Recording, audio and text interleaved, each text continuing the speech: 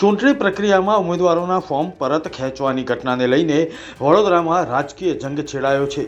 કોંગ્રેસ દ્વારા વડોદરાના ઐતિહાસિક ગાંધીનગર ગૃહ ખાતે મોટી સંખ્યામાં કાર્યકર્તાઓ ઉમટી પડ્યા। લોકશાહી બચાવો આંદોલન છેડવામાં આવી રહ્યું હતું। કાર્યક્રમની શરૂઆતમાં મહાત્મા ગાંધીની પ્રતિમાને પુષ્પાંજલિ અર્પણ કરીને કોંગ્રેસના નેતાઓ અને લોકશાહી બચાવોના પ્લેકાર્ડ સાથે કોંગ્રેસના કાર્યકર્તાઓ ભાજપ સરકાર વિરુદ્ધ ઉગ્ર સૂત્રોચ્ચાર કરી રહ્યા હતા। વિરોધ પ્રદર્શન કર્યું હતું, ધરણા પર બેઠા હતા। કોંગ્રેસે આક્ષેપ કર્યો કે ભાજપ સત્તાના જોરે કોંગ્રેસી ઉમેદવારો પાસે જબરજસ્તીથી ફોર્મ પાછું ખેંચાવડી રહી છે, જે લોકશાહીની હત્યા કરવા સમાન છે। વિરોધ પ્રદર્શન દરમિયાન કોંગ્રેસના નેતાઓએ વડોદરાની જનતા સમક્ષ લોકશાહીના મૂલ્યોની રક્ષા કરવાના શપથ પણ લીધા।